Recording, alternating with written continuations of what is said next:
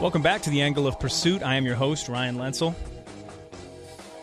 4:17 right now, Thursday, December the 8th.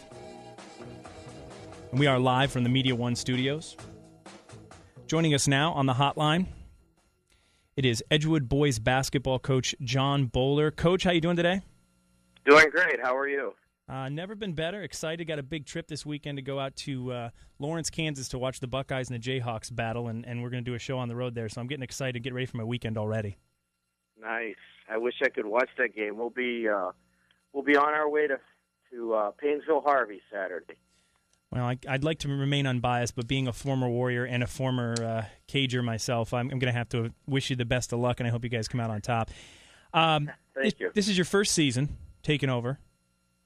And Yep. and I want to kind of talk to you a little bit about establishing, some of the relationships first and foremost with the kids. I mean, when you get started, they really don't know who you are, and there's a lot of challenges in getting the kids to get to know you and getting the other kids who haven't played maybe in the past or the up-and-coming kids excited and interested to come out and play for a new coach. Yeah, it was. Luckily, I had a couple AAU teams with Bobby Dragon and Drew Morrison and Andrew Council, and so it was a little easier. I got to know some of them, and being involved in the YMCA, I saw a lot of the kids come up through the program. So I knew them. I think they knew me a little bit, but not as a coach. But in the summertime, it was tough. But right now, I think everything's going real well. Now, coming in, it's your first year. What's the biggest challenge that you face? Well, right now, it's the kids learning how I'm going to coach and learning my system.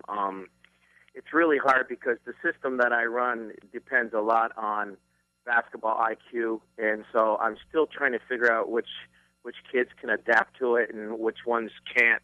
And I think we got a good nucleus of about 12 guys who really are working hard, and they're getting it. And actually, I'm enjoying myself. I'm having a lot of fun. I think the kids are having fun. But we're really working hard at it. Edgewood boys basketball coach John Bowler with us today. You lead me right into my next question, and that is philosophy-wise, offensively, what are we talking about? We don't want to give any secrets away, especially now that we're in season, okay?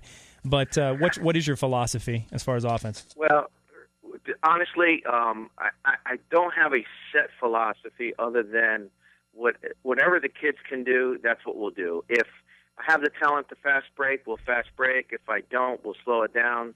And actually, game by game, it'll be different too, depending on who we play and how they play. I'm going to try to get them off their rhythm.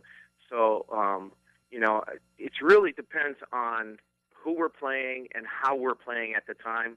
I'm trying to be very, very flexible. And if a zone will win the game, then we'll play a zone. If a man-to-man will win it, then we'll play man-to-man. I prefer man-to-man, but whatever is working that night, and believe me, we will try everything. As far as talent that you've identified on the first-year team, who are some go-to guys offensively?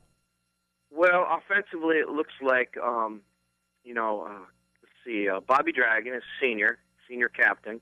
Kevin Jocelyn is one of my guards, and he's doing real well. Drew Morrison's doing real. Connor McLaughlin, a 10th grader, has really, really stepped up. I'm real pleased with the way he's stepped up. And Lou Wisnai's 11th grader, and he's actually stepped up also. So, I mean, I could name probably 10 guys and not really have and miss a beat with any of them. Got any nice bigs? I could come out and push them around a little bit for you if you want. I can still do it. That's why I brought Andy Jahola in on the staff with me so that he could work my big guys a little bit. But I got a 10th grader, 6'3", Matt Fitchett. He's 10th grader, and he's my biggest guy I got. Right now he's playing JV and a couple quarters varsity, but I assume by the end of the year he'll be strictly varsity. Very nice. John Bowler, Edgewood boys basketball coach. What is it going to take to hang another NEC banner? I know it's been a little while, and I want to know what you think that it's going to take to get your program in place to really be competing. We're ready. I mean, we're ready right now. We're 1-0. I mean, we play Harvey this Saturday. We're going to compete all year. I think it may take a couple years for us to really make an impact out there. I think we're going to win a lot of games. I take each game one at a time. I know that's a cliche, but we really do. We scouted Harvey the other Tuesday night and played him this Saturday. And, I think we're actually ready to compete right now. We scrimmaged a lot of teams before the season, and we did real well. And right now we're taking little steps forward, and as long as we don't go backwards a whole lot, we'll be good.